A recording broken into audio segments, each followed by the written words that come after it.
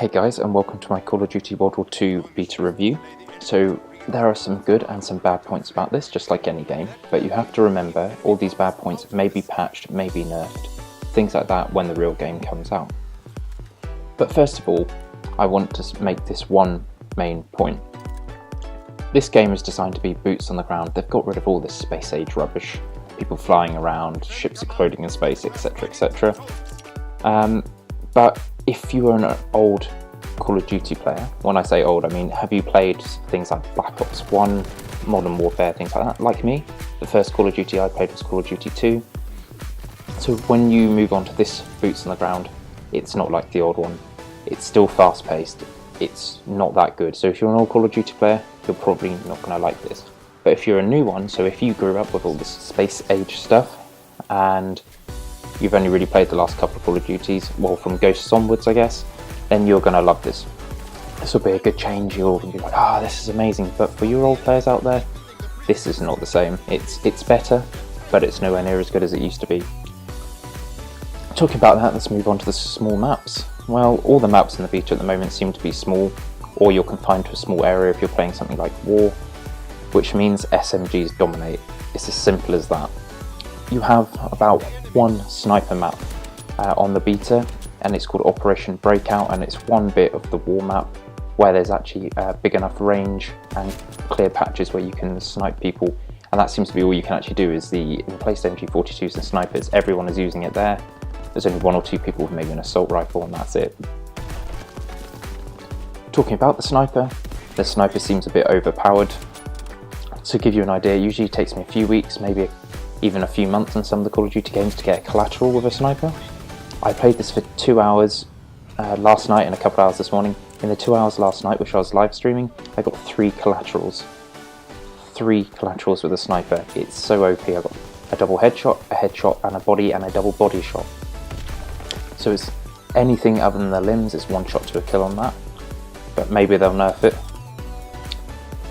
The next point I want to make is when you hold down circle to lay down, so you can push it once to crouch, hold it to lay down. It seems a bit laggy is the only way I can describe it.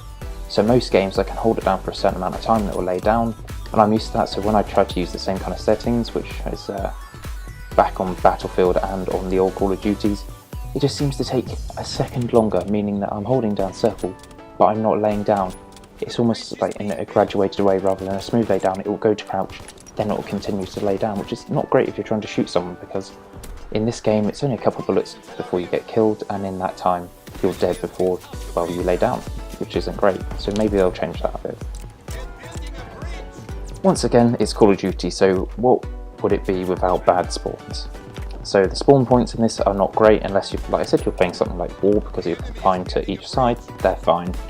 But in things like Hardpoint, Team Deathmatch, Domination especially, the spawns are bad. While I was waiting for the beta to install, I decided to watch someone, and it's not just me, it's not just the lobbies I'm getting in. Someone ended up getting 20 kills in a game rather than the 10 they should have, because they managed to get into the enemy spawn. Everyone was spawning around them, they're just killing them. And also, what would Call of Duty be without the bad lobby matchmaking? You're still getting in lobbies of 6v3 and stuff like that, even though it says sort of 15, 20, 25 games available on this beta. But I'm sure these kind of things that they might be able to patch after the beta before the main game comes out.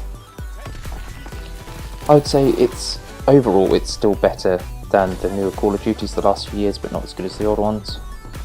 When we talk about the weapons, the recoil control, it is not that good, especially on the SMGs. To give you an idea, I only find the SMGs playable if I have the attachment which lowers the recoil, and it puts up to an aim accuracy of 9, and still there is a lot of recoil on that, which I find really weird, so I reckon that will be changed. Another thing for some of you newer players out there, you may use aim assist. The aim assist goes straight for the head, and coupled with this bad recoil control, as soon as you get aim assist going for the head, your first bullet may hit the head if you're lucky, and then the rest will just go about 2 foot above the head. So you need to, if you're using aim assist, you need to aim, move down while you're firing, and then hopefully you hit them in the head or the top of the body. So that go through a lot of the down points of this, so let's talk about some of the positives. So in each game, especially in War, There's sort of a loading screen and sort of a little game intro where they take you through the objectives, and you see people getting off trucks and running and things like that, which breaks up the loading a bit, which is quite nice. I haven't seen that before. I didn't get the last Call of Duty.